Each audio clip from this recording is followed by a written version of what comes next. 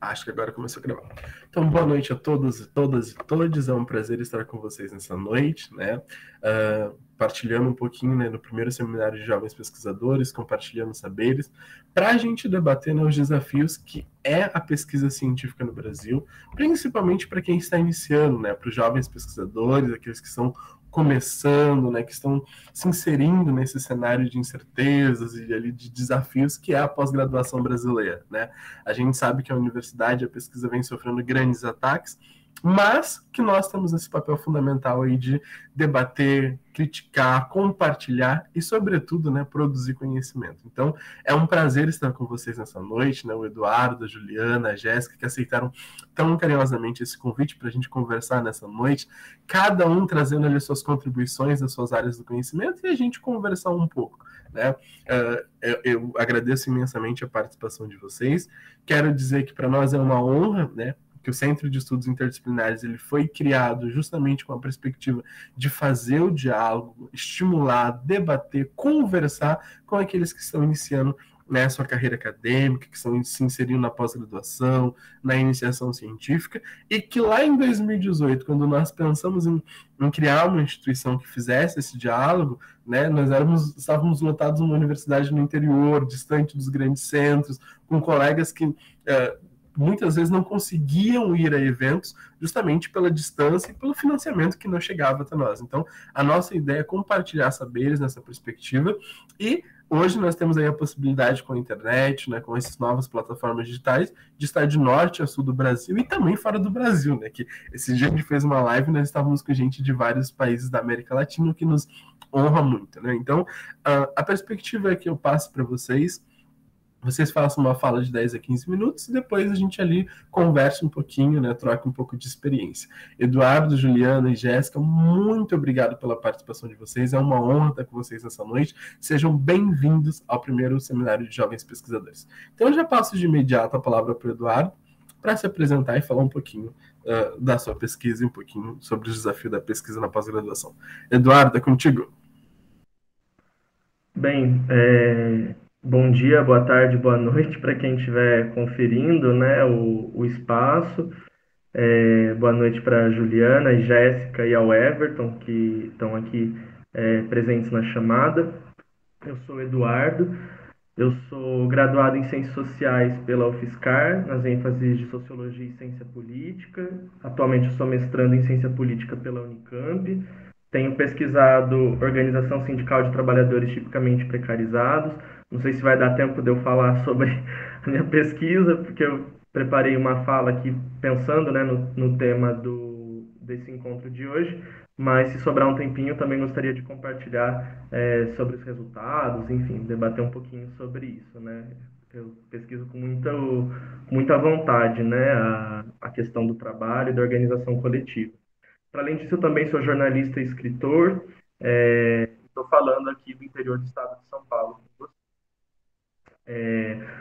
Bem, eu acho que o tema desse encontro ele é muito instigante, né? Ele permite a gente ir por vários caminhos e cada caminho que a gente trilhar, a gente pode fazer afirmações, a gente pode fazer negações, a gente pode adotar algumas reflexões a partir, né, dos lugares onde a gente está, dos espaços onde a gente ocupa. Eu optei por seguir um caminho que me pareceu mais lógico, né? Então, eu vou falar em três momentos nesses 15 minutos agora, né, nesses 14 minutos. São três tópicos que eu acho que eu considerei principais para a gente poder iniciar a conversa hoje, né? O primeiro, pensar no contexto que a gente tem vivenciado no Brasil. Eu acredito que não tem como a gente falar sobre universidade, sobre pesquisa, sobre ciência, sobre pesquisadores e pesquisadoras, sobre educação, que não seja considerando o momento histórico, político, social que a gente tem vivido no nosso país. Depois disso, né, pensando no contexto, qual é o papel que a universidade tem cumprido nesse momento? E, por fim, qual que é o nosso papel diante desse contexto avassalador e diante do fazer da ciência, né, da pesquisa e também da universidade. E aí eu entendo, né, que os nossos desafios, que é a grande provocação, né, os desafios da pós-graduação no Brasil, eu entendo que isso vai permear esses três tópicos que eu vou trilhar. né, o fazer ciência, o estar na pós-graduação, estarmos envolvidos com a educação, perpassa essas três dimensões principais. Bem, então indo ao ponto, acho que para falar sobre esse contexto, né, não é novidade, se a gente estiver na rua, se a gente estiver no mercado, se a gente estiver pagando contas, se a gente estiver fazendo qualquer coisa, a gente vai saber, está materializado, que não está fácil viver no Brasil, né?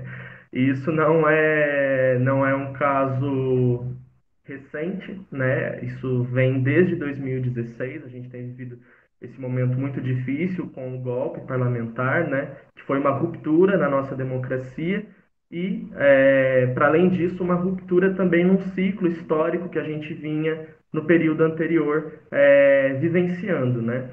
A gente viu o crescimento econômico com inclusão social, algumas políticas, né, que melhoraram a qualidade de vida, de trabalho da classe que sustenta esse país, né, da classe trabalhadora, ruindo desde 2016 com as políticas de austeridade, né, que foram aplicadas pelo governo Temer, depois pelo governo Bolsonaro, desde o golpe. E desde então a gente tem visto, né, enormes retrocessos que colocam fim para esse ciclo de desenvolvimento econômico e de inclusão social. Dentro disso, né, a gente evidentemente sabe que a educação está dentro disso, os investimentos para a educação, o acesso ao ensino, o ensino superior, os investimentos para a cultura, as políticas que envolvem a soberania nacional, enfim, um conjunto de coisas, né, estão inseridos nesse contexto de grandes retrocessos. Então, acho que essa é a primeira chave, né, que eu queria trabalhar dentro desse primeiro eixo, que é que nós vivemos um momento de duros retrocessos, de profundos ataques que não se colocam a curto prazo, né? Eles estão inseridos dentro de uma lógica de uma crise econômica e tem demonstrado sinais, né, de que vai perdurar por muito tempo. Então, é nesse contexto que a gente está trabalhando. E é claro, né, que a gente tem que ser pessimista na análise, mas otimista na ação, né? A gente tem que olhar a realidade concreta como ela se dá, mas a gente não tem que se esconder embaixo da cama, né? A gente tem que olhar isso para a partir disso poder transformar a realidade e agir sobre ela. E aí, até nesse sentido, né, pensar que o que nós estamos vivendo é resultado das urnas, mas não só, né? É um resultado de um projeto político que está em vigência no nosso país, mas não só, porque mais do que o nosso inimigo, né, principal, inimigo da educação principal que hoje ocupa a cadeira da presidência da República, são os projetos, né, que estão junto com ele, são as pessoas que amparam, as pessoas não, né, as classes sociais e os grupos de interesse que amparam esse projeto junto com o governo federal, e aí a gente poderia estender, né, pensar nos governos estaduais e mesmo nos municipais e nas nossas localidades, né, pensando inclusive que o conservadorismo tem crescido em todas as etapas, né, em todas as etapas não, desculpa, em todas as esferas, né, em todos os espaços da vida social. Já estou perdendo muito tempo aqui, então vou partir para o segundo ponto, que é pensar a universidade nesse contexto, né? Comentei que a gente está vivendo essa crise econômica, que tem diversos retrocessos sociais, diversos retrocessos nos nossos direitos, e no meio disso tudo surge uma pandemia, né? Uma crise da saúde, uma crise ambiental, uma crise de epidemia, e a gente tem visto que ela escancarou, né, o vírus escancarou todas as contradições, né, as muitas contradições que a gente vive na nossa sociedade. Né? A gente viu, a gente sabe quem está fazendo, né, as jornadas de trabalho duplas e triplas, como tem sofrido, né, as mulheres nesse contexto, os índices, né, de violência doméstica aumentando, quem são os trabalhadores que estão na linha de frente, né, que são mais infectados, quais são os bairros aonde o vírus chega primeiro, quem não é atendido, né, pelo sistema de saúde público e quando é atingido, qual é a qualidade. Enfim, a pandemia escancara muitas das contradições, né? A educação está inserida nesse contexto, evidentemente a universidade também. E até nesse sentido, é interessante pensar, né, que se a universidade, inserida no contexto da pandemia, conseguiu se tornar um alvo de muitas contradições, aí a gente pode pensar o ensino remoto, pode pensar a permanência estudantil, pode pensar diversas coisas, vimos que a universidade se materializou como inimigo número um desse governo, né? Não só em ataques com relação aos cortes na educação, aos cortes na ciência e na tecnologia, os cortes na permanência estudantil, mas também os ataques ideológicos, né, que desmoralizam o espaço da universidade e, sobretudo, as intervenções políticas que a gente tem sofrido, né, que estão também atrelados a essa desmoralização, a esses ataques ideológicos. Pesquisei aqui e vi que são mais de 20 instituições de ensino hoje no Brasil que estão sob interventores. Isso não é pouca coisa, né? Acho que a gente pode reservar um pouco do debate para falar sobre isso, mas é pensar que existem instituições de ensino, né? Instituições da educação no Brasil que não estão ditando seus próprios rumos, né? Que estão atreladas diretamente aos interesses do governo federal, e nós sabemos quais são esses interesses, né? Mas se por um lado nós vemos a universidade se tornando inimigo número um, é da universidade que sai a vacina, né? A universidade é a cura, a universidade é a luz no meio da escuridão que a gente tem vivido, né? A universidade produz as vacinas, produz respostas, né? Tanto no sentido direto do que o vírus tem materializado na nossa vida, mas também outros tipos de resposta, né, com pesquisas de cunho social, com intervenção através de projetos de extensão, e mesmo a própria universidade, né, o que ela representa para possibilidade de ascensão, né, dos indivíduos de mobilidade social, enfim. Acho que é interessante pensar nessa chave, né, que a universidade, no meio da pandemia, também cumpre, apesar de ser o inimigo número um, cumpre um papel de resistência fundamental. Mais do que a cura, ela cumpre um papel de resistência fundamental. E aí, já avançando, né, um pouquinho para esse terceiro ponto, o tempo ele é cruel, pensar um pouco no nosso papel dentro disso tudo, né? E aí eu destaco, acho que três pontos principais, refletindo sobre qual é o nosso papel. Pensar primeiro na defesa. E por que defesa, né? Porque nós estamos num momento de defensiva, né? Nós estamos vivendo um momento onde nos atacam. E quem nos ataca, nós sabemos, né? Mas quem somos nós, a gente ainda precisa entender. Nós somos o povo brasileiro, né? Nós, pesquisadores, nós, jovens, nós, mulheres, nós, negros, nós, trabalhadores e trabalhadoras, nós estamos sendo atacados cotidianamente em nossos direitos, em nossas garantias constitucionais, e as nossas lutas nesse contexto têm sido de defesa daquilo que nós tínhamos e tentado, né, lutar por algumas melhoras no meio disso tudo que a gente tem sofrido. E aí eu destaco, né, a defesa da educação e da ciência, pensar, né, que são pilares fundamentais que sustentam a soberania, né, nacional, que sustentam a nossa possibilidade de ser o povo que dita os próprios rumos do seu destino. Isso não é pouca coisa, né? Não é à toa que nos atacam, acho que é justamente isso, né? Por meio da educação, da ciência e da tecnologia, a gente consegue avançar com a soberania nacional, consegue ter capacidade de dar respostas para os nossos próprios problemas. E se nos atacam frontalmente nesse sentido é porque não querem que a gente dê respostas para os nossos próprios problemas, né? Então, acho que é pensar um pouco nessa luta, né? Na defesa da educação, da ciência, também na defesa dos direitos, né? E aí pensar os direitos de forma ampla, né? Todos os direitos que nos amparam, que nos são garantidos hoje constitucionalmente, naqueles que nós temos perdido, né, cotidianamente, lutar pela permanência e pelo avanço dos nossos direitos, e também defesa, citei, né, a defesa da educação, da ciência e da tecnologia, mas dentro disso uma chave importante que é a defesa da universidade pública, gratuita e de qualidade, porque é isso que produz ciência que tem lado, né? Qualquer coisa que não seja universidade pública, gratuita e de qualidade pode produzir alguma coisa que a gente pode chamar por ciência, claro, mas não necessariamente que tenha um lado comprometido com os interesses do povo, né? E até nesse sentido, uma,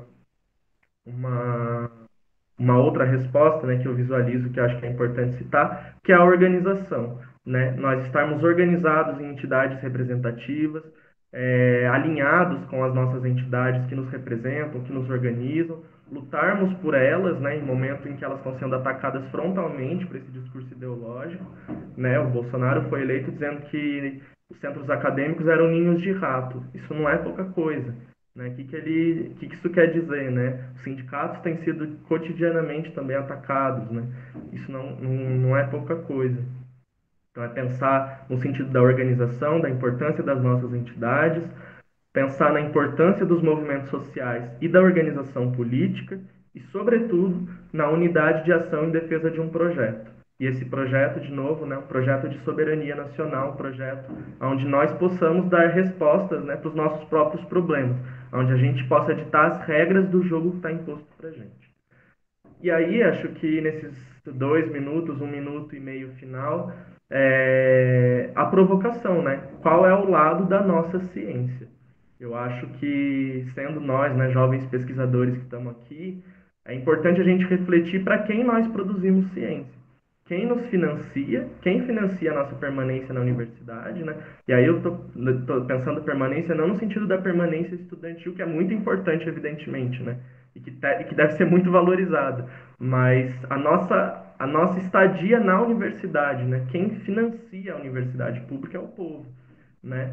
E eu questiono, né? Acho que a provocação vai nesse sentido. Qual é o lado da ciência que nós estamos produzindo na universidade? Né? Eu reconheço que o que nós fazemos é muito importante, eu estou partindo desse pressuposto. O que nós fazemos é muito importante, né? Esse momento em que a gente está aqui, reunindo interesses entre pessoas que pensam, se não igual, né? Mas estão no mesmo barco, produzindo ciência e tentando encontrar respostas e soluções para as questões que se colocam no dia a dia. Mas qual é a questão que nos move, né? E por que isso nos move?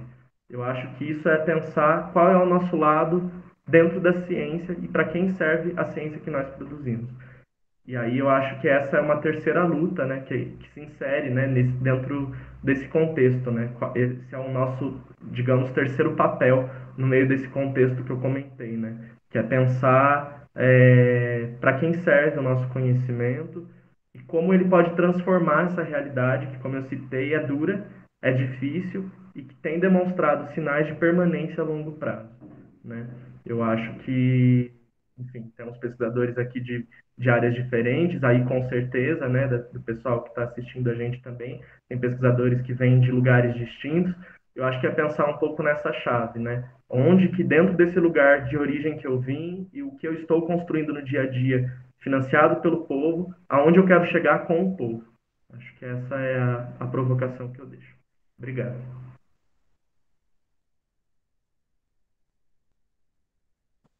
Obrigado, Eduardo, pela sua contribuição. É uma fala instigante. E aí eu já vou passar para a Ju aí para continuar o debate. Boa noite a todos, né? Eu agradeço ao Everton pelo convite, né? Uma parceria que a gente sempre se contribui, né? Com o Center. Boa noite ao Eduardo, boa noite a Jéssica, boa noite a quem está nos assistindo. O Eduardo foi muito feliz na sua fala, né? Ele acabou contextualizando as esferas que regem, né, a pós-graduação, né? E o cenário atual que a gente vive, né? O momento que estamos vivendo e como isso vai afetar diretamente as ciências humanas, né, que no momento que é a nossa área, e de como isso vai refletir no futuro, né, os próximos graduandos que vão buscar a pós-graduação e como isso vai afetar, né, essa trajetória acadêmica deles, né. Eu acabei não me apresentando, eu sou a Juliana, eu sou bacharel em Produção e Política Cultural pela Unipamp de Jaguarão, mestrado em Memória Social e Patrimônio Cultural e doutoranda em Memória Social e Patrimônio Cultural. A minha pesquisa é sobre artesanato em couro cru gosqueria, então eu trabalho diretamente com saber fazer, né? Um saber fazer que é pouco conhecido e pouco divulgado, que é relegado também a um silenciamento, mas eu não vou me ater muito à pesquisa também, se tiver tempo depois eu comento. Seguindo a linha, né, do Eduardo, eu pensei em caminhar em relação ao sentido do quando estamos na graduação, né, e o pensamento de ingressar na pós-graduação, né, quais são esses caminhos, né, o que se procura, como se acessa e como isso vai ser afetado agora, né, partindo do tempo que eu entrei na graduação, a pós-graduação que foi em 2016, na graduação eu não tinha nenhuma noção do que era, né, ingressar no mestrado, ou como procurar um mestrado, como acessar ele e até mesmo financeiramente, né? Como manter na cidade para ir à cidade, como eu faço esse caminho, né? Que acaba se tendo também na graduação um certo distanciamento em relação a isso, não se trabalha com esses editais de acesso. E isso é um problema que que faz com que poucas pessoas tenham o interesse de ingressar, às vezes, por falta de conhecimento, por desconhecimento. Eu mesmo conheci o mestrado, foi ao final do semestre, assim, então foi algo corrido, assim, para entrar, mas ainda não tinha uma dominância em relação à leitura digital, quais as documentações, o que eu preciso para ingressar. Então, isso também é um desafio na pós-graduação, né, de como ingressar nesse nicho. De qual a importância também de ter essa pós-graduação, porque quando se finaliza a graduação, vem o mesmo pensamento, o que fazer? Eu vou seguir a trajetória acadêmica, eu vou me especializar, eu vou buscar um emprego, o que eu faço, né? Então, pensando nesse cenário atual, né, de emprego, então, para um graduado na sua área, assim, é extremamente difícil, né? O graduando já sair, né, na sua área específica, já atuando na sua área específica. Então, ele pensa que a pós-graduação, né, a especialização, que isso também vai ser uma forma dele conseguir, digamos assim, ter um acesso mais fácil, mas não é, né? Não tem esse acesso mais fácil, né? Porque a gente vive num cenário onde com toda essa interferência que a gente tem de governo, de troca de legislação, de troca de investimentos, tudo isso afeta diretamente no como tu vai exercer como profissional o que tu aprendeu na academia, de como tu vai, se de fato a forma que tu se especializou, a tua pesquisa, se tudo isso, como ela volta para a sociedade, como tu vai conseguir atuar na tua área. Isso é um desafio que até o momento não se tem uma resposta, né? De como a gente, como profissionais, não tirando o nosso lado acadêmico, mas como profissionais, de fato, eu como uma doutora em memória social e patrimônio cultural, como eu vou trabalhar com isso? O que eu faço no meu futuro também. Então, isso, como a sociedade vai abrir as portas para mim, digamos assim, como a sociedade me receberá com essa titulação. Então, isso a gente estava conversando nisso, né? Que é um problema social que a gente também tem que pensar. E até mesmo para que a próxima geração, né? Os próximos graduandos que ingressarem na pós-graduação tenham essa visão também de o que espera deles, o que se espera deles, né? As ciências humanas ela já é atacada de todos os lados, né? Porque sempre se menciona que não há um resultado tangível, que é, digamos assim, utilizando um jargão, mas não tão acadêmico, seria ridículo, né? Porque as ciências humanas, ela dá respostas, né? A gente parte de um objeto que muitas vezes não foi analisado, de um objeto que permanece ali silenciado. As ciências humanas, ela dá voz, ela dá resposta, ela dá um retorno. Então, acabou, como o Everton comenta, né, esse medo, esse temor que se tem em investir, às vezes, nas áreas de exatas, nas áreas da saúde, e nas humanas, quando se tem um investimento, se tem um temor, né, do que vai ser gerado, de que conhecimento vão ser gerados e compartilhados, né, que lutas vão ser geradas, o que ele gera. Então, esse é um grande desafio também da pós-graduação, né.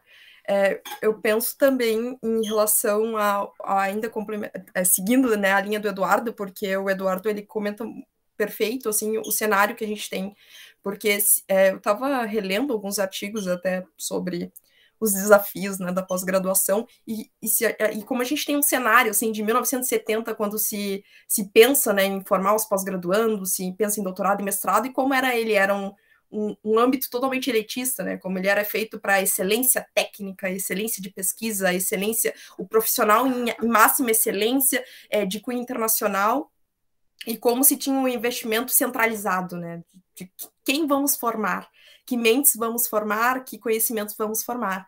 Aí depois tem todo um caminho até lá 2000, né? Que vem 2000 e vem como os autores começam a comentar, né? De como é importante que está se tendo investimento, que começou os investimentos na pós-graduação e como ela está se descentralizando. Aí a gente volta, né, um cenário ali, meados de 2000, de como se tinha uma visão grandiosa, né, de como a pós-graduação ela estava dando retorno, de como ia se ter um investimento maior ainda, maior qualificação, melhorias em políticas públicas, de permanência, né, para o estudante, porque é importante que se tenha essa permanência para se não ter evasão.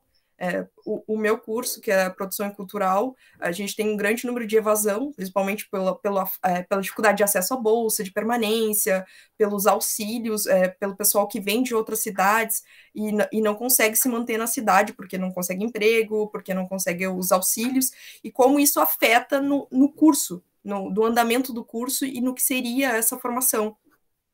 E aí, partindo assim nessa mesma linha, a gente tem esse cenário atual, que aí eu li um artigo de 2020 que se perguntava, né, o que se espera para 2020 na pós-graduação, que era isso, que era a qualificação dos profissionais, a melhoria das políticas públicas para que não ocorresse evasão, mas já se colocava as incertezas mas os investimentos diminuíram. Não se tem mais esse caminho grandioso que estava se esperando no meado de 2000. E aí se perguntava até no artigo, seria assim, como contornar isso? Como vai ser contornado isso?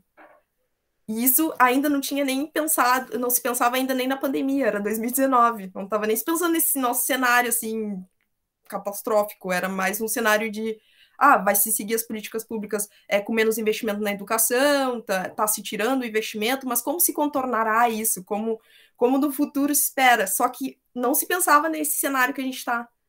E isso é importante também, pensar qual é o futuro da pós-graduação para 2022, e não só isso, para daqui a 10 anos.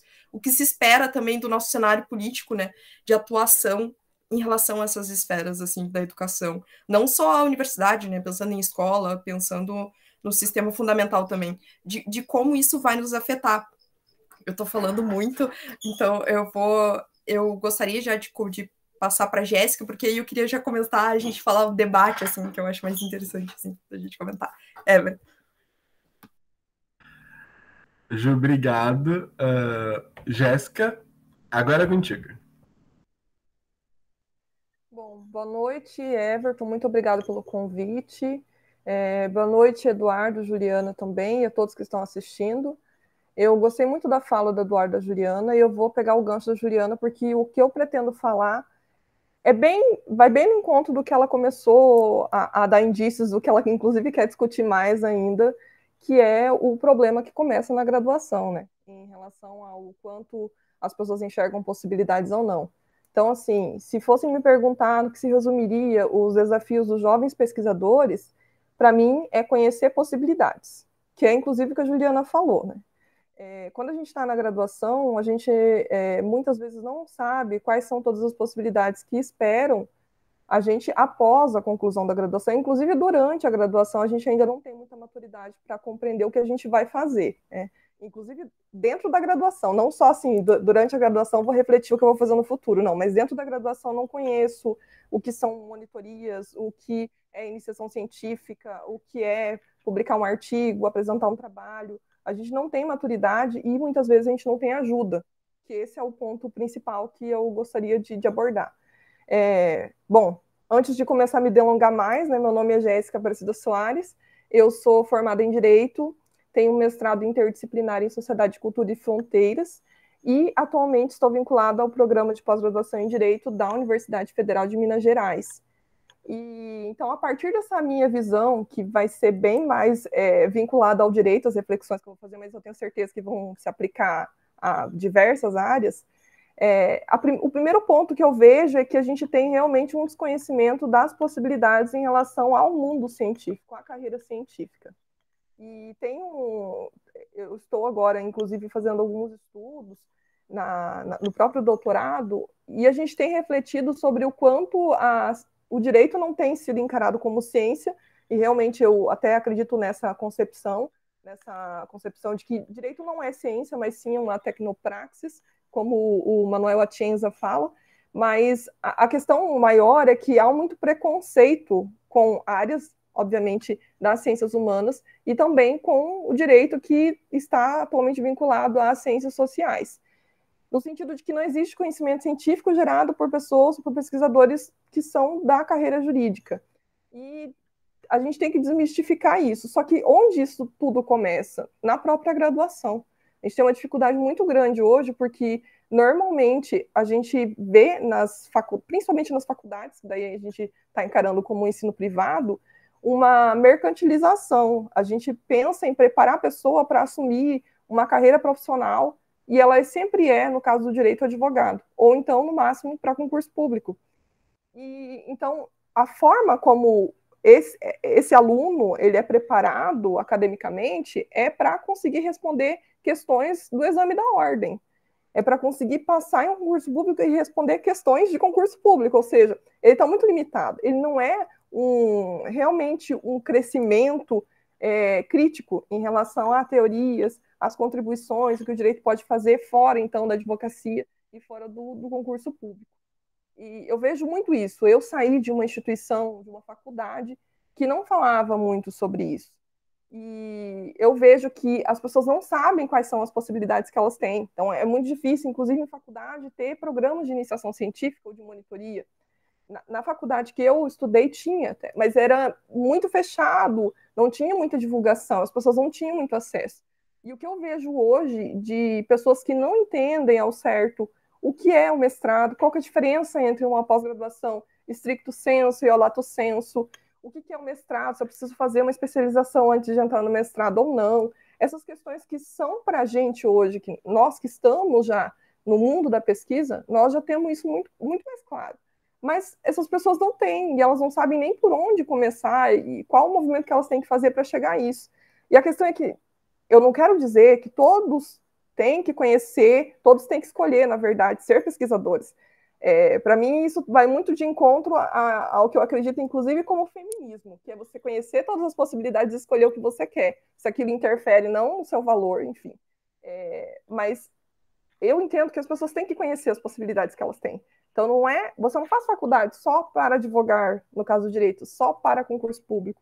Você pode fazer faculdade para se tornar, então, um pesquisador. Você pode seguir carreira acadêmica. E os professores não falam disso. E isso está muito vinculado a como nós fomos formados e como o nosso professor foi formado. Porque muitas vezes o próprio professor que dá aula na graduação, ele não teve esse contato tão profundo com o mestrado. E acaba não falando muito para o aluno sobre isso. Então, quando eu entrei em sala de aula, realmente comecei a conversar com os alunos, quando eu dei aula nas disciplinas finais, que era monografia 1 e 2, eu comecei a falar muito para os alunos sobre quais são as possibilidades que eles tinham depois. Que não era só, você é obrigado a advogar, você é obrigado a prestar, então, um concurso público. Você pode fazer outras coisas. Acho que isso é parte, e inclusive, acho que o Eduardo falou sobre isso, qual que é a nossa função enquanto pesquisador, o que a gente vai trazer para a sociedade de contribuição. Para mim, a nossa primeira contribuição enquanto pesquisadores é conseguir fazer com que outras pessoas conheçam o que é pesquisa e fazer com que eles entendam que eles podem também ser pesquisadores, eles podem ingressar num processo seletivo de mestrado, eles podem fazer o doutorado.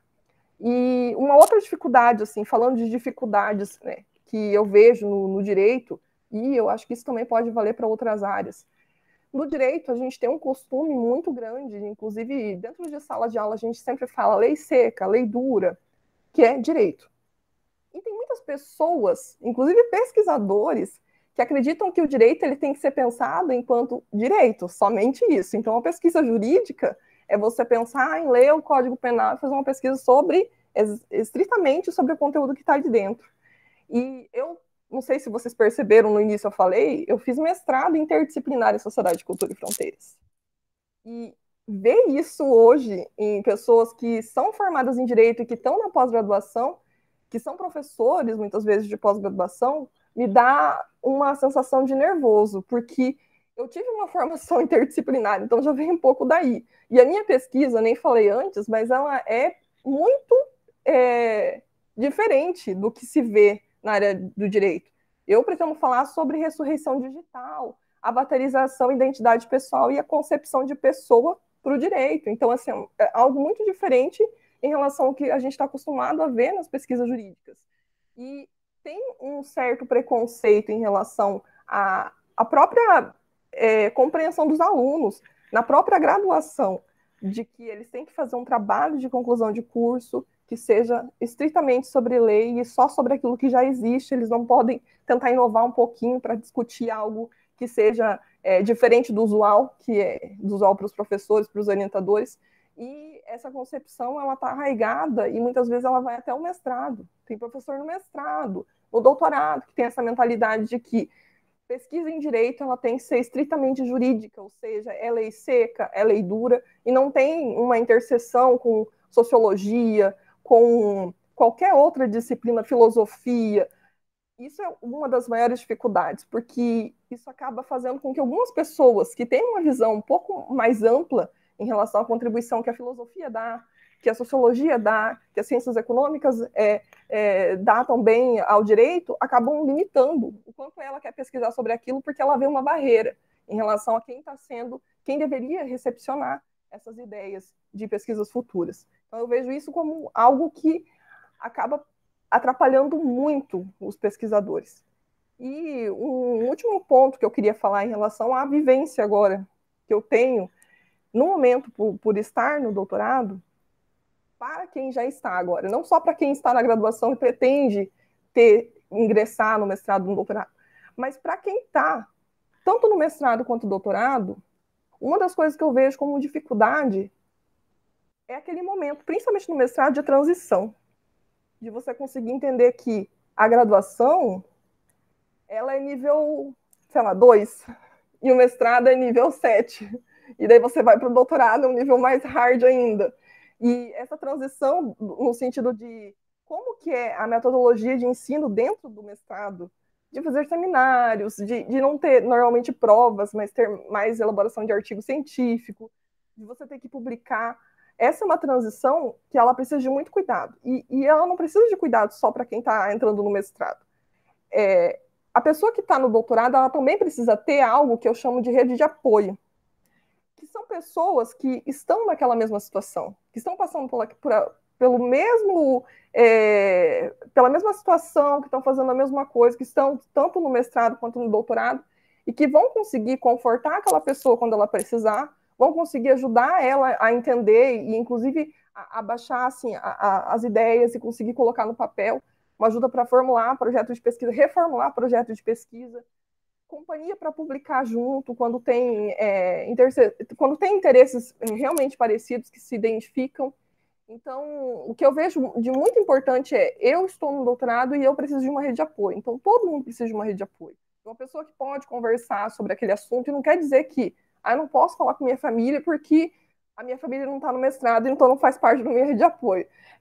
Tudo é rede de apoio, mas eu realmente acho que você tem que ter uma rede de apoio que seja muito específica, que esteja vivenciando aquilo com você, porque você consegue dividir a carga. É uma soma que não tem como explicar, porque todo mundo sabe que sai ganhando. Por mais que existam vários desabafos sobre os percalços da pesquisa, todo mundo sai ganhando com uma rede de apoio. Então, isso eu vejo como muito importante.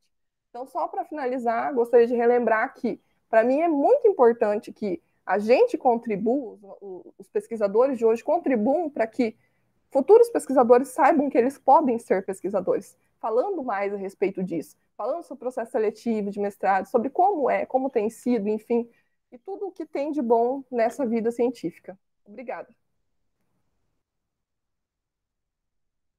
Obrigado, Jéssica. Gente, a gente vai começar o bate-papo, mas antes, como eu gosto de falar, eu gosto de falar, então eu vou falar um pouquinho. Eu acho que as falas, elas foram casando, né? E eu acho que isso é bem legal. E eu não posso me fugir de um pensamento que veio na fala do Eduardo. Eu me lembrei do meu primeiro semestre na graduação, lá em 2014, em maio, junho de 2014, com a professora Lisiane, que era da área do direito e me deu metodologia científica lá no primeiro semestre. E ela falava sobre o ato, né, do lado, chamando Pedro Demo para falar sobre, né, o educar pela pesquisa. E o quanto, né, a gente desenvolve pesquisa em todos os espaços praticamente da vida. Claro que não desenvolvemos pesquisa talvez com rigor acadêmico, mas a pesquisa ela faz parte da nossa vida em todas as etapas, né? A criança ela vai conhecendo, vai pesquisando, vai vendo as coisas e vai aprendendo com isso, né? E isso faz parte do processo de aprender. Esse rigor acadêmico da universidade, né, a gente vai aprendendo depois, na escola e tudo mais. Mas por que eu trago isso? Para a gente pensar que é justamente essa pesquisa, né, que está salvando vidas. Eu vi essa semana que foram 6 ou foram 9 estados, não me recordo agora, que não registraram, né, nenhuma morte por Covid, justamente, né, naquele dia, que era quase um recorde desde que começou a pandemia. É justamente essa pesquisa, né, que o Eduardo bem pontuou, que a universidade pública está produzindo, que as instituições públicas, né, que não estão ali fazendo pelo dinheiro, mas fazendo por salvar vidas e pensar na saúde que está sendo, que está salvando essas vidas. E isso tudo me faz pensar em quanto a gente sofre, né?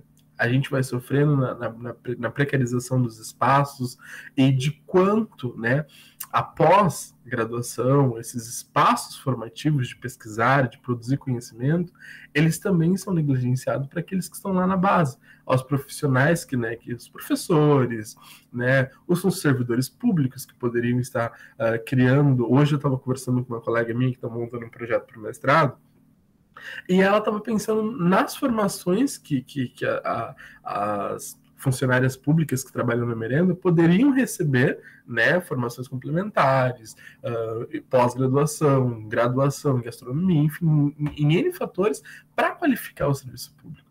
Né? E como automaticamente a universidade que produz esse conhecimento, que cria isso, que estimula isso, ela vem sendo criminalizada. Né? E aí a gente está no meio de um processo de uma avaliação quadrienal que vai estar avaliando a pesquisa brasileira, que foi produzido nos programas de pós-graduação brasileiro, e aí vai o Ministério Público e dá uma barrada lá e diz que não é bem assim. Né?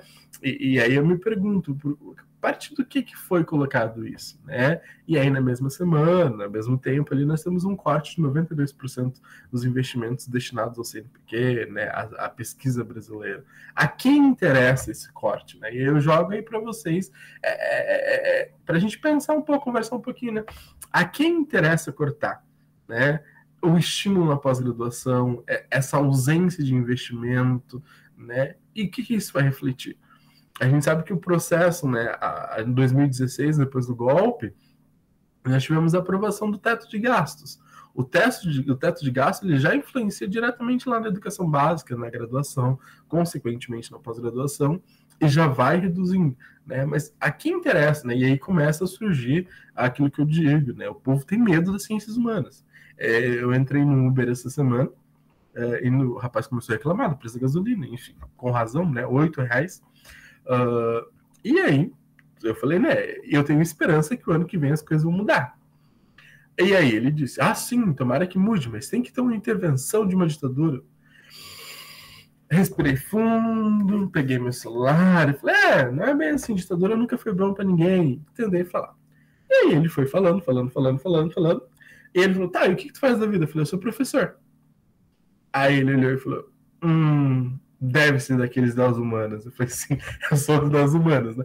E justamente a gente começou a conversar. E no fim, não acho que mudei a opinião dele, não acho que consegui dar uma aula para ele ali, mas foram 20 minutos de um debate muito profundo dentro daquele Uber, né? Então, eu jogo para vocês aí uma coisa para a gente pensar, né? Por que, né, cortar e qual o medo que tem aí das ciências humanas para a gente pensar um pouquinho?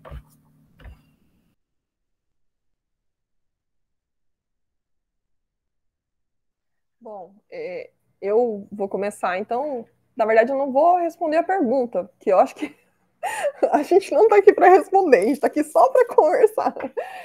Na verdade, assim, para mim, não é tanto o porquê, mas a importância que é dada para a pesquisa. Tem várias outras áreas que vão acabando recebendo recurso, e quando falta recurso, ou quando o planejamento, então, ele está muito enxuto para algumas questões, onde que se corta?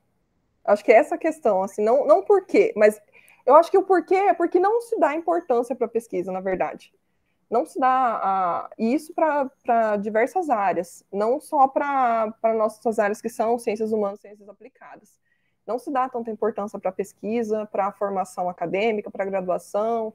Não sei se há uma preocupação em não gerar pessoas que pensem criticamente, né, que trabalhem tudo isso e depois possam promover discussões que vão levar em consideração todos, enfim, todas as questões políticas estão acontecendo, mas para mim isso vai ao encontro da importância que não é dada para a pesquisa científica no Brasil.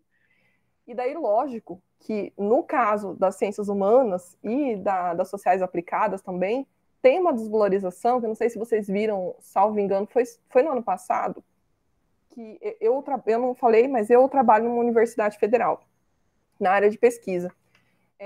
Apesar de hoje eu estar, né, atualmente afastada para cursar o doutorado, ano passado eu ainda estava vinculada, eu lembro que a gente estava mexendo com bolsas de iniciação científica, que está dentro da área que eu trabalho no departamento de pesquisa, e a gente recebeu um comunicado do CNPq sobre áreas que receberiam bolsas. E ciências humanas, não sei se vocês lembram disso, ficou assim, nossa, todo mundo da comunidade inteira científica viu aquilo e ficou alvoroçada. Por quê? Porque aí realmente eu vi que foi algo muito específico, muito direcionado, e daí sim eu vejo que com esse intuito no sentido de tentar silenciar, né, para que não existam pesquisas que discutam esses temas que são tão relevantes agora para esse momento que a gente está vivendo.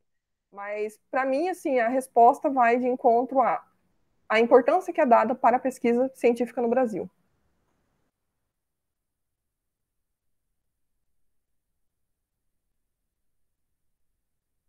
Bem, vou falar. Acho que, primeiro, tem várias considerações assim, né, sobre as falas da Juliana e da Jéssica, mas eu posso deixar para depois da resposta à pergunta do Everton. Eu acho que é um pouco nessa linha, né, da gente pensar que os cortes que a gente vê, enfim, né, que são os cortes orçamentários, mas os ataques, né, acho que se a gente trabalha na chave de ataque, a gente entende que não é só no orçamento, mas também é num aspecto moral, ideológico. Ele se dá para a universidade pública, para a educação de forma geral, para a universidade pública em específico, para os cursos de humanas de forma muito direta, né? Mas eu acho que é muito importante a gente pensar justamente qual que é o porquê que isso acontece, né? Qual é o papel que nós temos enquanto pesquisadores das ciências humanas em geral para a sociedade. Eu acho que o governo federal e diria, né, os nossos inimigos, eles entendem melhor do que nós qual que é o papel que nós temos com a ciência. Eu acho que eles entendem que nós, quando somos munidos de um bom arsenal teórico, boas metodologias e processos, né, que conseguem ser replicados, enfim, quando nós fazemos a ciência existir e ela tem lado, a gente consegue transformar a realidade.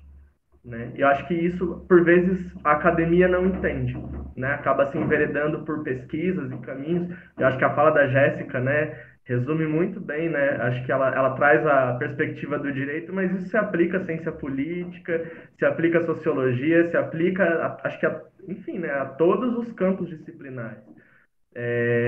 Dentro das nossas caixinhas, né, das nossas fronteiras, isso se aplica a todos os campos disciplinares.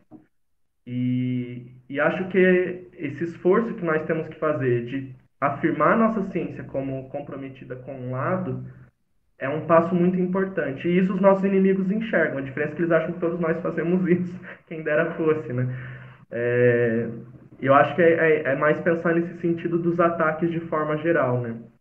E eu penso que acho que nas ciências humanas se materializa mais a ideia de que o que a gente produz é ideológico, porque, enfim, né, a gente trabalha com conceitos, e a partir da aplicação dos conceitos, da observação da realidade empírica, a gente consegue, ou não, né, no caso de pesquisas mais teóricas, mas, enfim, a partir disso a gente consegue esmiuçar coisas, né, que se colocam num plano que por vezes estão mais permeados de sensos comuns, de ideias, de ideologias dominantes, e confrontamos isso, né? Mas isso não acontece só nas ciências humanas, né?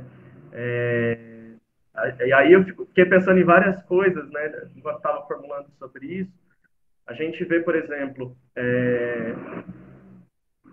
sei lá, nas engenharias a gente não produz, por exemplo, na engenharia civil, modelos de construção que sejam sustentáveis, né? Que não sirvam para, enfim, para os interesses do mercado. Por vezes até é produzido, né? A gente não pode generalizar de forma, né? generalizar, enfim, totalizar essas situações todas. Mas, evidentemente, não são cursos que formam pessoas que são comprometidas, né, em geral, por meio da sua formação profissional, transformar de alguma maneira a realidade. Se isso não acontece numa engenharia civil, por exemplo, isso também não acontece na medicina, né? Quantos médicos as universidades públicas formam no Brasil todos os anos que não são comprometidos com a defesa do SUS, mas são comprometidos com a abertura de seus próprios consultórios particulares, né? Quantos cursos de agronomia não são comprometidos com o agronegócio e não com a agricultura familiar? Ou melhor, com o campesinato, né? Eu acho que é pensar com a agroecologia, né? Eu acho que é pensar nessas chaves, que isso atinge a nós de forma geral e isso não se dá sem razão, né? A instituição universidade está inserida no modelo econômico que priva as pessoas do acesso ao conhecimento por estar pautado, né, nos interesses do mercado. E acho que a chave é justamente essa, né? Nós, pesquisadores de ciências humanas, temos algumas possibilidades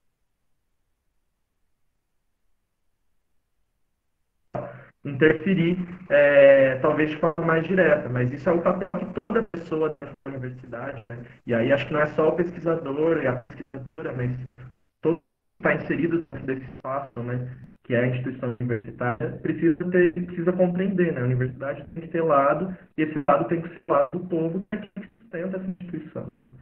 E acho que é importante pensar a universidade na chave da soberania, né? Como eu disse, eu acho que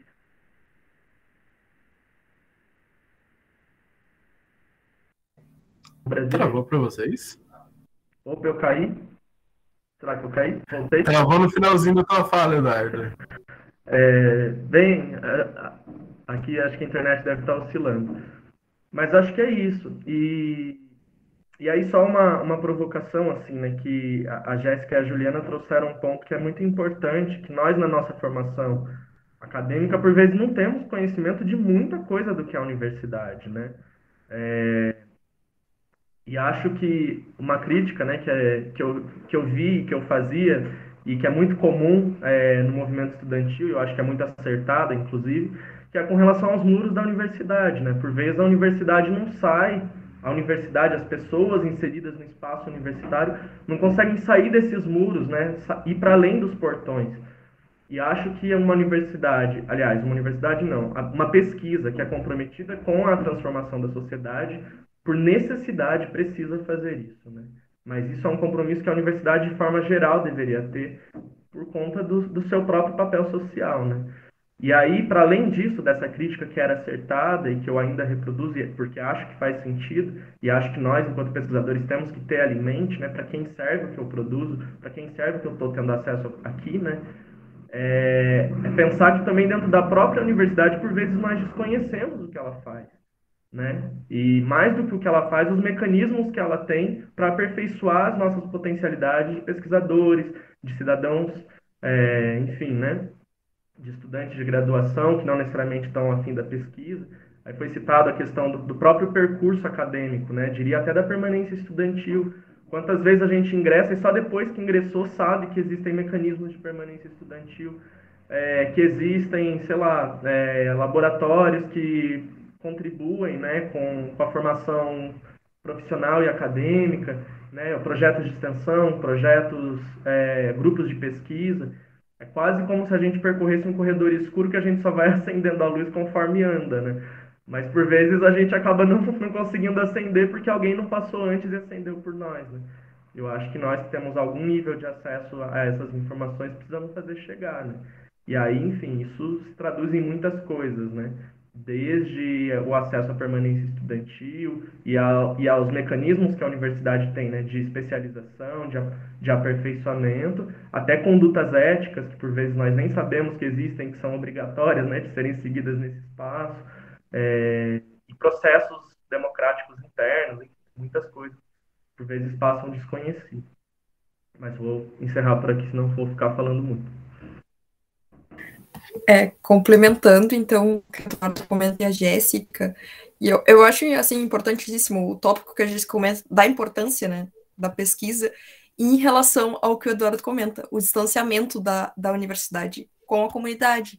E isso vai afetar diretamente na relevância e na desconstrução que se tem da imagem quando a universidade é atacada.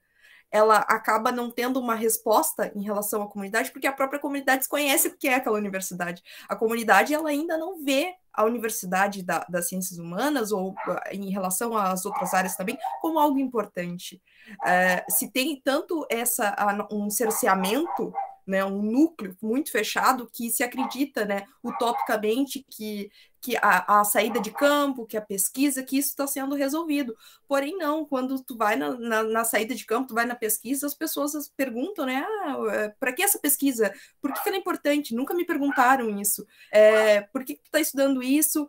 Aonde tu está estudando isso? E para que isso serve? Então, esse distanciamento da universidade contribui na forma de como ela está sendo atacada, contribui nessa desmantelamento da imagem dela, de como um espaço só que não gera nada, de um espaço que tem investimento de milhões, mas cadê o retorno? Porque a gente ainda vive num cenário onde a universidade ela é afastada, né? As próprias Unipampas, né? Comentando como Jaguarão, né? Da Unipampa de Jaguarão especificamente, que é bem no interior, é na fronteira também, né? Seguindo os parâmetros da instituição, né? Das Unipampas, da Universidade Federal, de como a comunidade ainda percebe a Unipampa como uma espécie de local de fora. A Unipampa não é da cidade. A Unipampa, ela não é jaguarense, ela é um espaço de fora, um espaço onde as pessoas que estão ali dentro, elas são distantes, elas estão ali para incomodar, elas são sempre os de fora, elas sempre se tem a visão da universidade como de fora. E esse é um problema que a universidade teria que resolver, né? É um passo a ser resolvido, principalmente quando a sua imagem de instituição, de gerador de conhecimento, de criticidade, de dar voz à comunidade. Por que isso ainda não dá um retorno? E por que ainda a comunidade, porque a gente gera para a comunidade, né? A gente gera uma pesquisa como o Everton comentou no início também, que é mantida pelo povo, né? A gente é o povo e a gente estuda com recursos públicos, né? E por que a gente não consegue, por que a gente ainda se mantém distante em relação às nossas pesquisas do núcleo da universidade? Jaguarão teve muitas discussões em relação a isso, porque essa visão de fora, né? Por ser cidade de interior, por ser uma cidade mais conservadora, por ser uma cidade de fronteira, ainda que tenha aquela visão, como o pessoal fala aqui, né, do colonialismo, que se mantém na cidade, se tem toda uma visão de que o pessoal que se forma na Unipampa ou que vem chegar na cidade vai se fazer uma revolução, aí o pessoal chega com todo o seu discurso, né, de revolução, de transformação. Porém, de concreto não se dá, porque começa a se cercear e se criar só os seus pares, se criar os grupos fechados, os grupos de discussões. Isso é um desafio, que é como tu transformar... se a gente falar só para os nossos pares, a gente nunca vai mudar a opinião de nenhuma pessoa. Não que a gente tenha que mudar opiniões, nem nada, mas a gente acaba não transformando. Quando se fecha, né, um núcleo, ele é fechado, é cerceado, é o momento de que as ideias sempre vão ser as mesmas, sempre vai ter concordâncias em ideias. Quando se abre, a gente tem a diversidade, né? Esse é o ponto inicial, né? Quando a diversidade entra, quando se tem a ruptura, né, desse cenário, dessa linha divisória que se cria, é o momento que a gente, de fato, está fazendo a pesquisa, é quando a pesquisa ela está fluindo, o olhar crítico está surgindo, a comunidade ela está reconhecendo a nossa pesquisa, ela está reconhecendo a universidade como um espaço que é delas, que elas podem entrar naquela universidade, porque isso é um ponto importante também. A gente tem esse distanciamento que as pessoas que não têm formação ou que moram próximas nunca entraram à universidade. Ela é uma universidade pública, a pessoa pode entrar naquela universidade, ela pode sentar, ela pode entrar no laboratório, ela pode conversar com os professores, ela pode assistir uma aula se ela quiser, se ela tiver interesse. Só que por que isso não acontece? Então, isso tudo contribui todo esse desmantelamento de corte de recurso, tudo isso repercute, porque as pessoas, elas não entendem, o povo em si, eu como povo, né, incluso assim, as pessoas vão, estão cortando os gastos na universidade, nas ciências humanas, nas ciências tal. As pessoas não entendem isso, elas não compreendem porque elas têm todo esse distanciamento, elas nunca entraram naquela universidade, elas nem sabem a importância delas, por esse nosso cerceamento. Eu já estou falando demais, vai. Gente, eu acho muito bom, assim, a gente vai falando e a gente sente, né? Porque eu ouvindo agora a Ju falar, e a Jéssica, o Eduardo, eu tava lembrando de uma coisa. Eu fui professor de um pré-vestibular popular. É uma das melhores experiências que eu tive na minha vida.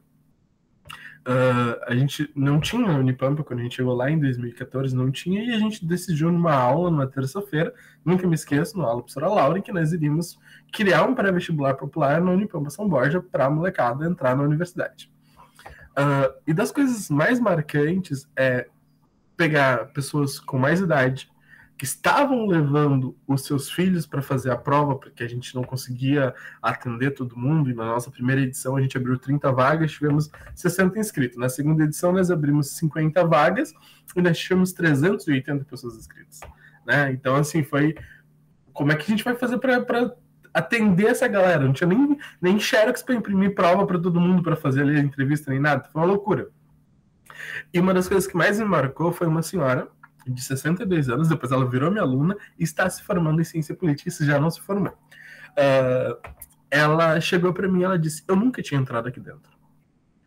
E eu parei, aquilo foi tão impactante para mim, e foi, se eu não me engano, em 2015, não lembro se foi na primeira ou na segunda edição, e que eu me impactei, porque ela morava na volta, ela morava perto da universidade, e ela não sabia que a universidade tinha uma biblioteca grande. Ela não sabia que a universidade tinha um laboratório. E a gente adotou como política fazer um dia de abrir a universidade, né, através do projeto, conversar com o técnico, com tudo aquilo, para a galera participar e vivenciar, conhecer a universidade. Então, além dos nossos alunos, a gente podia chamar pai, mãe, tio, cachorro, papagaio, qualquer pessoa para conhecer a universidade. Né? E uma das coisas que me incomoda muito é esse distanciamento. A biblioteca tá ali é para ser usada, é para tu ir lá, sentar e ler um livro. Né? Há a possibilidade de levar para casa, se tiver, vamos lá. O laboratório de informática é para ser usado. O espaço dali é para ir lá tomar um chimarrão. Né? Que a gente é do Sul, a Jéssica é de Minas, não sei se está muito acostumada. Eu já estou no Sul há 7, 8 anos, já estou acostumado com o chimarrãozinho. Então, esse espaço é um espaço público. Né? E a linguagem do que nós produzimos também. Né? Para mim, a linguagem é um dos maiores fatores que distanciam o aluno, a pesquisa da pessoa lá comum. E eu percebi isso como? Na prática. Né? Militante da diversidade, do gênero, do movimento LGBT, vai transformar, vai fazer a revolução da doutrinação gaysista.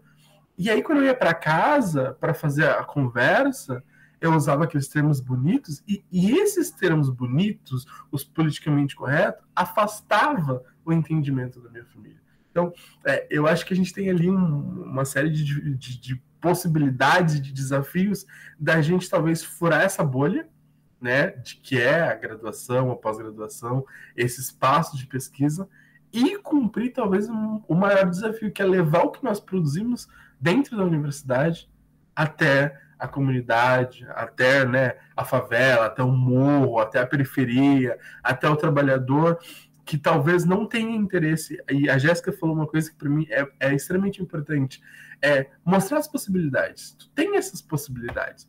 Se tu quer, né, e não é uma questão do querer ali, eu quero, mas eu não tenho como possibilitar que essa pessoa consiga, né, que ela tenha os mecanismos para entrar. Bom, eu tenho os mecanismos, mas eu não quero. Isso é chato, né? Fazer esse fichamento, fazer esse artigo, não quero, é chato, não quero fazer isso.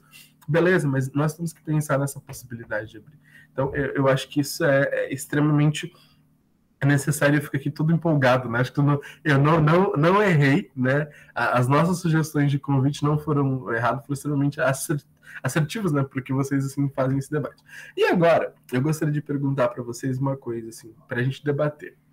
Diante desse cenário, né? De incertezas, de caos, de distanciamento da universidade, né? De perseguição às universidades, o pensamento crítico, porque tu falar agora é absurdo, né? No Rio Grande do Sul agora nós tivemos uma professora que passou no doutorado, teve que pedir exoneração porque o governo não liberou ela para se qualificar para levar, né, maior qualidade aos seus alunos.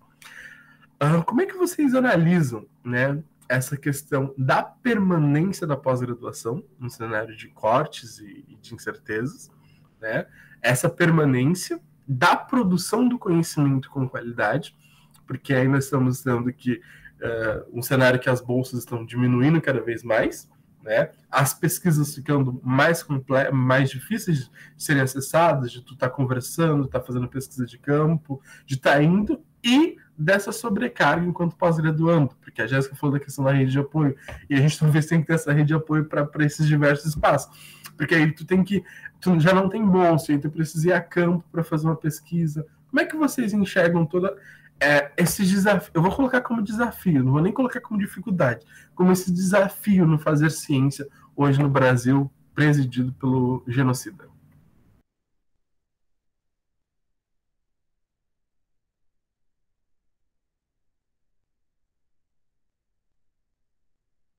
Quem vai? Eu achei que a gente ia seguir a ordem, a gente já tá esperando a Jéssica comentar, mas eu posso comentar. Partindo da minha experiência, né, pessoal, assim, eu tinha comentado no início do Everton, a minha bolsa era FAPERGS, né, de doutorado, e era FAPERGS, e ela teve duração de 3 anos, e aí com a pandemia ela foi ampliada, né, até 3 anos e 6 meses. E nesses últimos 6 meses, assim, que eu permaneci sem bolsa, assim, de como tu acaba perdendo a rede de apoio financeira, a primeira delas, né, que quando tu tem essa base financeira, tu tem uma autonomia, né, para tua pesquisa, porque tu tá com a tua vida social, né, tu tá com casa, tu tá com a tua alimentação em dia, com as contas em dia, então tu tira essas preocupações dos teus ombros, né, e tu foca na pesquisa. A partir do momento que tu perde essa rede financeira, perde esse apoio à pesquisa, tu retoma 10 passos para trás, né? Porque tu tem pensamento de, nossa, eu estou fazendo a pesquisa aqui, mas eu tenho que pagar a luz, eu tenho que pagar a água, eu tenho que pensar no que eu vou me alimentar durante a semana, o que eu faço? Então, é a pergunta. Vou buscar os familiares, eu vou buscar um emprego. Como eu encontro um emprego que tem que ser um emprego que ainda seja maleável, né? Porque eu ainda tenho que construir a pesquisa, eu ainda tenho que ir a campo, eu ainda tenho que escrever, porque a gente ainda tem que seguir as diretrizes que manda a universidade, né? Ainda as diretrizes de como se constrói uma tese, de como se constrói uma dissertação, um TCC, ainda tu tem que seguir esses parâmetros, né? Esses rigores acadêmicos, até, claro, tu tá utilizando também verba pública, tu tem que ter todo aquele cuidado também de como foi aplicado aquele dinheiro, aquele valor foi aplicado para te fazer a pesquisa, então tu tem que dar aquele retorno, e o teu retorno é na forma da tese, né? Na forma da dissertação, é o teu produto final, né? Falando em jargões, assim, como eu sou da produção cultural, eu trabalho muito com edital, né? Trabalhando tão como no sentido econômico, assim, tu tem que entregar aquele produto pelo que tu foi, né, investido. Foi investido, né? No meu caso, a FAPERGS, com parceria com a CAPES, investe naquela bolsa para que eu conclua a minha pesquisa sobre os guasqueiros, né? Então, claro, durante os 3 anos eu fui a campo, fiz as disciplinas que tem que fazer obrigatória, mas como simplesmente termina e como tu fica numa instabilidade horrível, assim, porque tu pensa assim, nossa, é pouco tempo, mas são 6 meses que eu tenho que concluir a tese, porém que a minha vida, que até então estava meio que organizada no sentido de manter, né, de me manter estável, assim, economicamente, perde aquele chão, né, tu perde ele, e tu fica preocupado agora com a pesquisa, com arrumar um emprego, com manter tipo, a tua dignidade social, digamos assim, né, que é tu ter alimento em casa, tu ter as contas pagas, tu manter a tua dignidade social. E como isso não só isso, porque depois que tu defender, né, depois que tu ter a titulação, né, qual é o nosso cenário de atuação, né? Onde eu vou buscar? Quais são as minhas redes? Quais são os meus pares? Tipo, os meus pares também vão estar na mesma situação, porque também são recentes doutorandos. Para onde vão esse pessoal?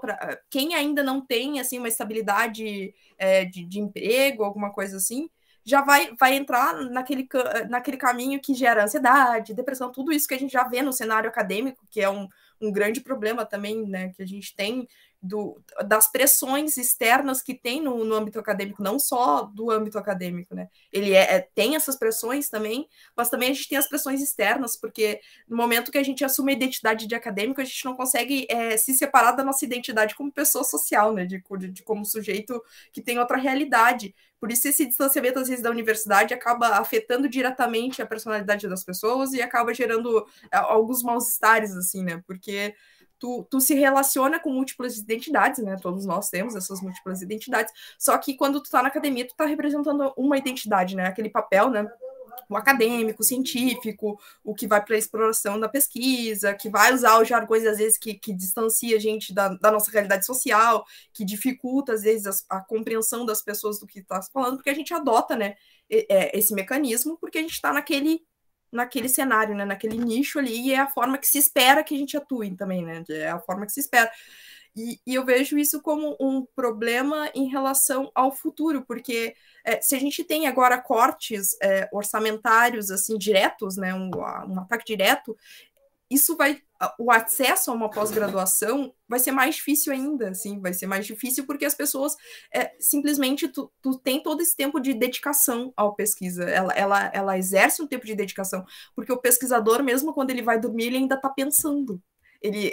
É difícil tu se desligar em relação à pesquisa quando tu tá já em atividade de campo. Então tu oscila ali, né? Imagina, tu tem todo aquele amparo, né, econômico, e como é que alguém vai entrar? Não estou falando claro, não estou tirando mérito de quem trabalha e já entra na pesquisa e consegue manter ali a pesquisa, mas falando no sentido de que a gente vem a sociedade brasileira é uma sociedade carente, a gente sabe disso, então o espaço universitário, ele tem mais pessoas que veio da periferia, que teve toda essa abertura, então, tipo, a gente tem todo esse espaço, e como a gente vai conseguir fazer com que essas pessoas não desistam, que essas pessoas sigam? Esse é um problema que a gente vai ter aí durante mais uns 3, 4 anos, mesmo ainda se tiver com a glória, uma mudança do governo, ainda a gente vai sentir todo esse peso que aconteceu agora de 4 anos, isso vai se refletir, a inflação alta, tudo isso ainda vai se refletir para um cenário de mais, talvez, 10 anos, 5 anos, isso tudo ainda vai ser sentido.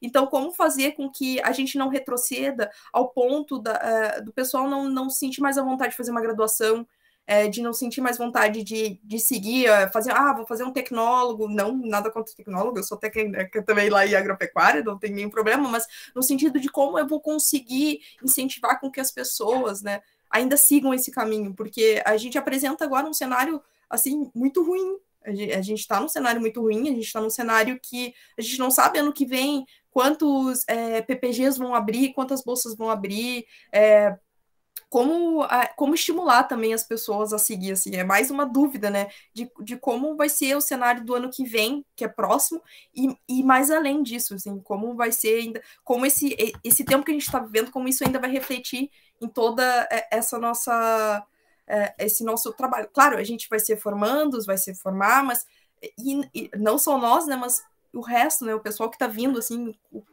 como a gente vai se... É um desafio, digamos assim, é um problema, né, de como isso vai ser transformado, esperando que tenha uma troca, né, de governamental e que melhorias ocorram, mas ainda assim eu acredito que a gente vai ter um reflexo bem ruim, né, durante aí alguns anos. Estou me estendendo, passagem. Vou continuar, então. Até acabei apertando o botão antes da hora. Gostei muito da fala da Juliana. E eu vou primeiro falar que, Everton, eu sei o que é chimarrão, eu tomo chimarrão, eu sou do Sul também. Eu não sou do Rio Grande do Sul, nem de Santa Catarina, mas sou no Paraná, ali no oeste, Foz do Iguaçu. Eu estou fazendo doutorado na UFMG, mas eu estou indo para lá, ainda estou em transição por causa do ensino remoto emergencial, mas eu sou de Foz do Iguaçu, Paraná, então também tomo chimarrão de vez em quando, não sempre, mas de vez em quando.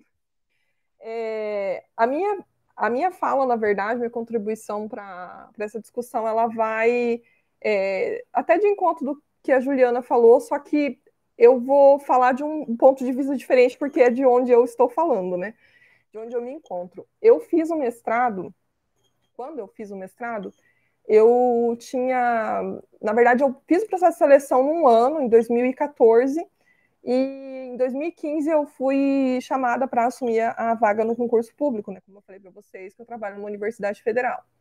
E eu tinha até um planejamento, porque na instituição que eu trabalhava antes, eu sabia de outras pessoas que tinham conseguido uma abertura na carga horária para assistir aula naquele período sem precisar compensar. E quando eu fui para a universidade que eu trabalho, isso não existia.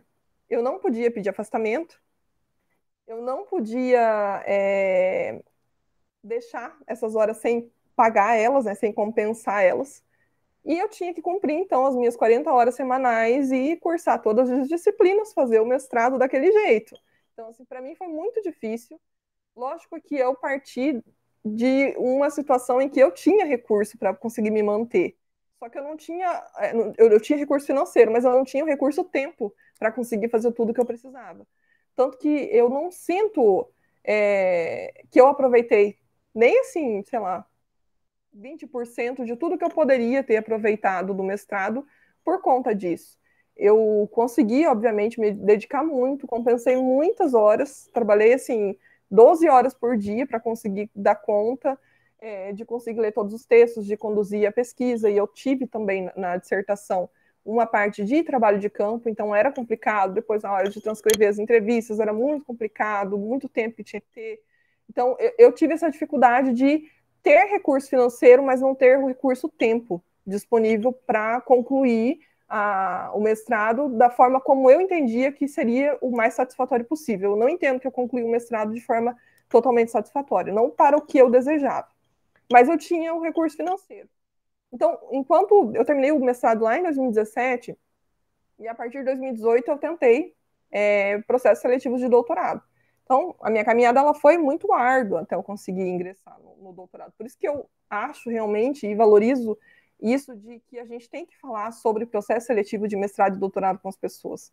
Porque mesmo eu tendo passado pelo mestrado, o ingresso no doutorado foi fácil, foi sofrível. Foi muito, realmente, eu aprendi muita coisa, evolui muito, inclusive durante os processos seletivos, mas foi muito sofrido, e eu não tinha ninguém que pudesse me falar, me dar conselhos, foi tudo aprendendo à base dos tombos, e de algumas reprovações pelo caminho, algumas não, muitas reprovações pelo caminho. E quando eu, então, consegui o doutorado, eu já tinha muito bem estabelecido para mim, sendo aqui de Foz do Iguaçu do Paraná, que como eu já tinha passado no estágio probatório, como eu tinha feito o mestrado da forma como eu não gostaria de fazer o doutorado, eu já tinha muito, assim, bem estabelecido para mim que eu precisaria, sendo então servidora pública, pedir o afastamento. E eu tive essa possibilidade. Infelizmente, a professora que o Everton até comentou, não teve, né? Teve que recorrer a medidas extremas. Eu já tinha pensado na possibilidade de não ter o afastamento, porque a gente passou por algumas modificações, inclusive nas políticas de concessão de afastamento ao longo de 2019 para 2020, mas ainda assim eu tive que participar de processo seletivo interno da instituição, consegui pontos em relação a isso, aquilo, enfim.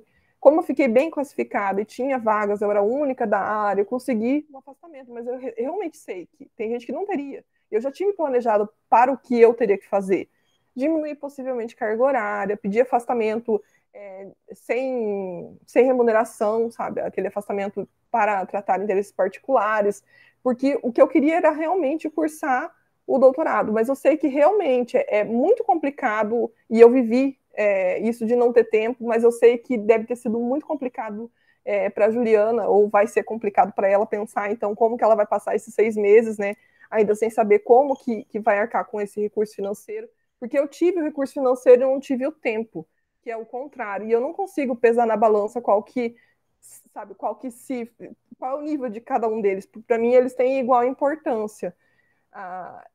Enfim, eu realmente acho que é muito difícil a forma como a gente está vivendo hoje. Tem muita gente que não consegue bolsa também, que acaba tendo que trabalhar ao mesmo tempo.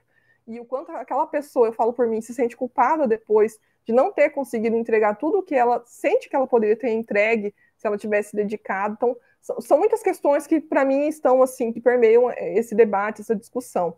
E falando, então, do meu ponto de vista, não tem uma solução, sinceramente. Eu não consigo pensar em uma solução para isso, no sentido de, olha, a pessoa não vai conseguir ter bolsa, ou ela vai ter que trabalhar e não vai conseguir ter tempo. é algo que, infelizmente, assim, eu não conheço uma solução mágica para isso. Acaba sendo organização, planejamento e muita rede de apoio, de novo, para conseguir suportar todos esses percalços pelo caminho, de conseguir ajuda com familiares, para conseguir ter dinheiro para pagar algumas coisas, para realmente ter aquela abertura de que as pessoas reconhecem o quanto é importante o que você está fazendo nesse momento, e por isso vão te ajudar a conseguir concluir esse momento com sucesso.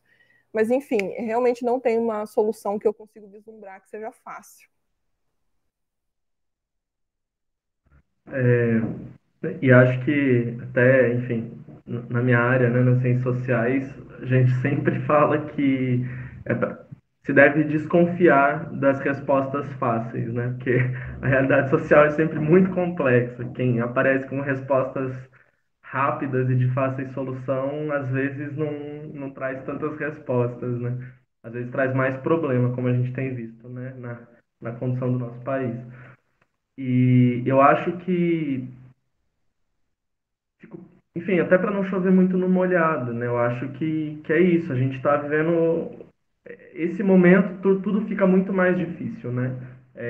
Se no contexto de crise já é difícil, porque a gente entra num programa de pós-graduação, não vou nem focar na pós-graduação, vou focar na própria universidade, né? Se a gente entra na universidade num contexto de crise e já sai sem tanta perspectiva de emprego na área, e agora até não necessariamente na área, sem perspectiva de trabalho, né? Eu não estou falando de emprego, estou falando de trabalho, estar ocupado e receber alguma coisa que compre comida no final do mês, né?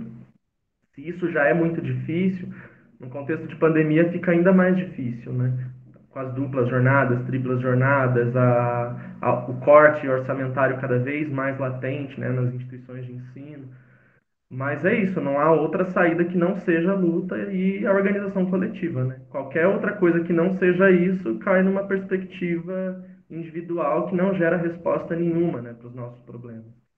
E acho que é pensar nessa chave, né? Aqueles que já estão vão precisar lutar para continuar e para alargar o escopo para aqueles que virão, e aqueles que não estão precisam lutar para poder chegar e alargar o escopo para aqueles que virão depois, né? São tempos difíceis e é nesse contexto que a gente tem que atuar, com as nossas pesquisas, inclusive, né? Reformulando as nossas pesquisas, se for necessário, para pensar nesse momento que a gente está vivendo, né? Se a gente estuda, um exemplo, né? Se a gente estuda gênero, o que é o impacto da pandemia nesse contexto, diante desse escopo, né, desse recorte, do conjunto, né, de problemas que permeiam essa temática. Se a gente estuda direito trabalhista, o que é a pandemia nesse contexto, né, enfim, aquelas questões que eu havia dito, né, que a gente acabou também trazendo muito, né, do debate, da perspectiva da nossa pesquisa, né, que lado a gente está, qual é o lado do muro, né, pensando que não existe meio termo.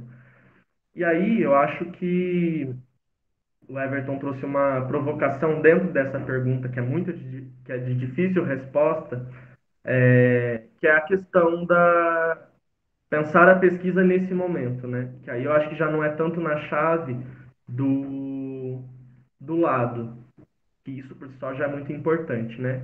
Mas que eu também já detive bom tempo da minha fala sobre isso.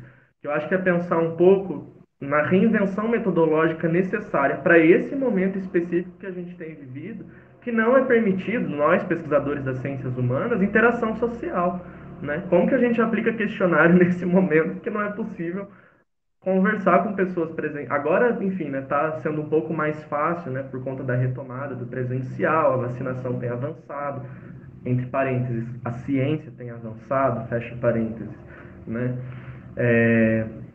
Mas eu acho que é importante a gente pensar nas redefinições metodológicas necessárias. Eu acho que as ciências humanas permite muita criatividade, né, para a gente tentar encontrar caminhos para as nossas pesquisas poderem ser feitas, né, nesse momento.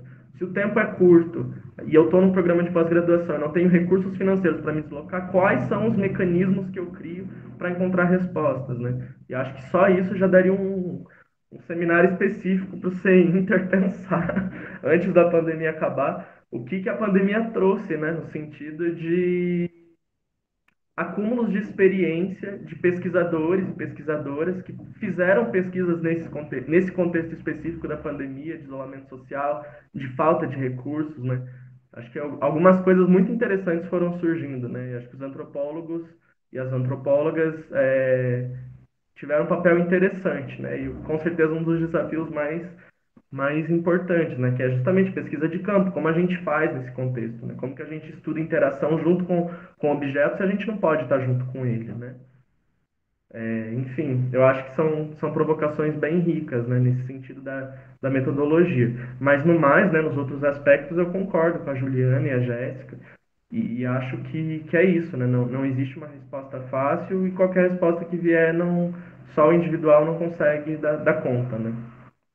E pensar justamente que isso é uma perspectiva de longo prazo, né?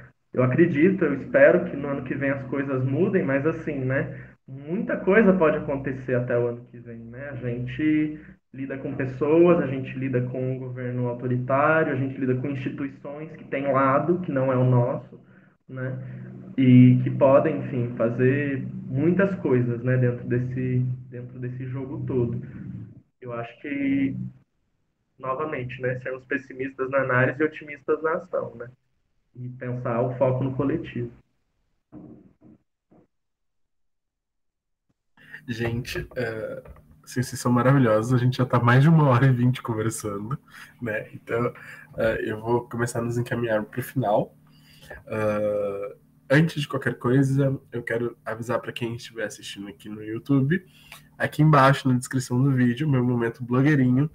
Aqui na descrição do vídeo vai estar lá lista de presença com um questionário com uma atividade. Ela não vai ser, né, ao vivo. A gente vai deixar um questionário sobre o que foi debatido aqui e estará disponível aqui até 72 horas após o lançamento oficial lá aqui no nosso canal do YouTube.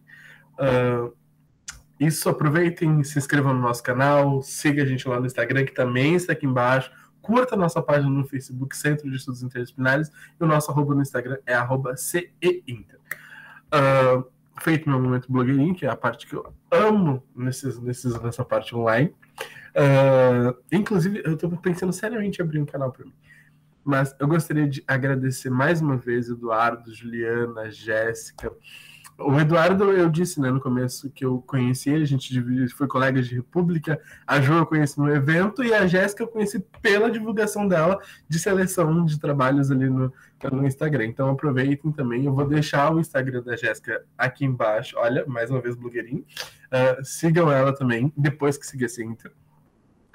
E a gente vai estar, né, agora eu gostaria de agradecer a noite de hoje, né, esse momento é um espaço que eu sempre sonhei em fazer, é uma coisa que eu quero fazer com mais frequência, justamente porque é a perspectiva da Cinta, debater. A gente, né, e as minhas perguntas, elas são bastante provocativas, longas, com várias possibilidades de análise, para a gente pensar e questionar, né, investigar, e não trazer sempre um único olhar, né, inclusive trazendo as diversas áreas do conhecimento. Eu sou licenciado em Ciências Humanas, mestre em Políticas Públicas, fazendo doutorado em Educação. Ali um casamento bem maluco das coisas, mas que no fundo dialogam de uma forma bem direta, né? Então, pensar essa possibilidade das áreas do conhecimento, das pessoas, né? Daqueles que têm ali essa vivência, e eu acho extremamente necessário. Eu penso que nós teremos uma revolução, talvez, na academia, com a chegada, né, de novos professores, romper com essa barreira desses muros, a universidade quebrando, né, esses muros, e talvez, quem sabe, um dia oficialmente sem muro nenhum na volta, para trazer a galera e entender que isso é nosso, né, um sonho aí talvez que se realize, ou enfim, que não se realize, mas é uma utopia que a gente tem, e essa utopia que nos move, de que a universidade, o espaço escolar, que a escola, ela seja para todo mundo, né? Mas não só para uma elite, não só para aquele que tem dinheiro de conseguir comprar, né, um tênis para ir, ou as meninas que não precisem faltar a sala de aula, a aula porque não tem, né, um instrumento básico de higiênico, absorvente, que esse governo também não aprovou ali, né, a distribuição gratuita. Bom, gente, eu vou passar para vocês um minutinho só para vocês fazerem suas considerações finais e a gente já encerra, porque a gente tinha falado em 40 minutos, 50 minutos, e o debate bom é isso, a gente vai conversando, tá? Não se esqueçam de se inscrever no nosso canal, aqui embaixo, seguir no Instagram, seguir lá na rede vizinha, como dizem os blogueirinhos, lá no Facebook também. Gente, eu deixo para vocês aí fazerem ali 1 minutinho, 2 minutinhos de considerações finais, e é com vocês.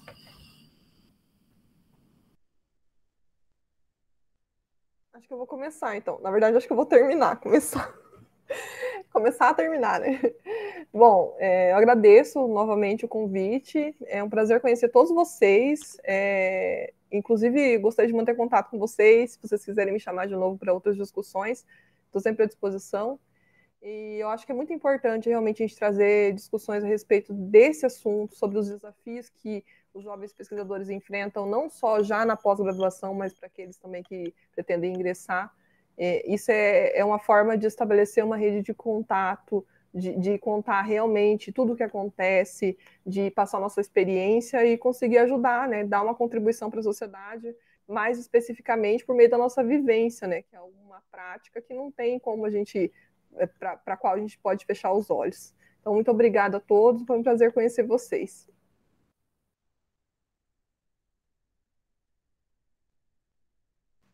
Bem, eu vou tentar. O Everton falou inicialmente que a ideia era ser uma conversa num esquema meio boteco, né? Só que eu sou o primeiro que chega e o último que sai. Então, assim, é muito difícil ter uma linha de raciocínio com esse acordo e esse parâmetro, né?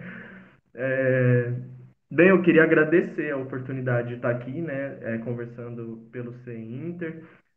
Foi um prazer enorme conhecer essa iniciativa, rever o Everton, conhecer a Juliana e a Jéssica, falar com todo mundo que está aí ouvindo a gente depois. Eu espero que a gente possa se reencontrar em outros momentos. Eu fico à disposição, Everton, para a gente continuar as nossas prosas. Vai ser um prazer enorme. E acho que é isso. Enfim, gostaria de falar muitas coisas, mas eu acho que o central é a gente pensar o papel da ciência nesse momento, né? Sejamos nós, pesquisadores da iniciação científica, pesquisadores do mestrado, pesquisadores do doutorado. Eu acho que é pensarmos qual é o nosso papel na sociedade, né? Qual é o papel que o cientista cumpre no momento de escuridão.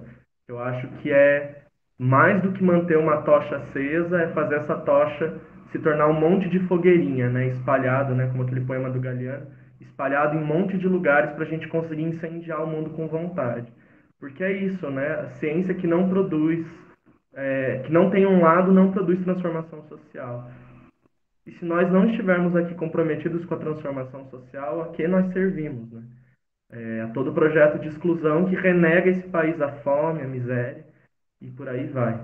E eu acho que é pensar nisso, né? A ciência, foi muito dito, né? Desde 2018 tem sido dito, que a ciência desconstrói mitos, e eu acho que é prezar pelo rigor, né? É justamente sobre isso, né? O que nos qualifica como ciência e não senso comum é termos um rigor metodológico, são acúmulos de experiência, né? Que o campo científico foi acumulando, que as ciências humanas foi desenvolvendo com o passar das décadas, dos séculos, e que a gente tem que prezar muito, né? Continuar dentro dessa chave de, a partir de procedimentos metodológicos válidos, replicáveis e confiáveis, discutido entre pares, né, e que avançam e que reproduzem os conceitos e que formula e reformula e formula e reformula, a gente conseguir avançando, né, na compreensão da sociedade e na transformação dela.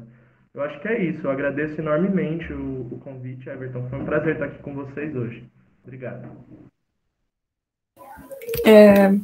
Pessoal, assim, foi gratificante ter esse momento de compartilhamento com vocês, assim, são memórias, né, a gente acabou criando memórias coletivas, né, essa nossa troca de experiência também vai de encontro que a Jéssica comenta das redes de apoio, né, nós somos agora uma rede de apoio também entre nós, né, então espero que mantenhamos contatos no futuro, né, e agradecer ao Everton também, né, a gente sempre está à disposição, eu como Juliana, eu também como Instituto Conexão, também sempre à disposição do CEinter, do que precisar, e que vida longa nossas parcerias, né, no futuro, e que tenhamos bastante, assim, discussões, e que a gente consiga, então, ter esse espaço sempre de proximidade com a comunidade, de desmitificar, de tornar a universidade também esse espaço de fato público, né, que as pessoas adentrem ela, que as pessoas vivenciem ela e que criem memórias com ela, né, junto.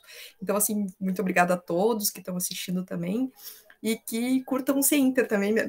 No YouTube, nas redes vizinhas, fazendo comercial aqui para o Everton também, que é muito importante, porque é mais uma instituição voltada para o debate, né, acadêmico, para um debate científico também, e para um debate que nos torna próximos, né? Então, muito obrigada a todos e todas, e que tenham uma ótima noite.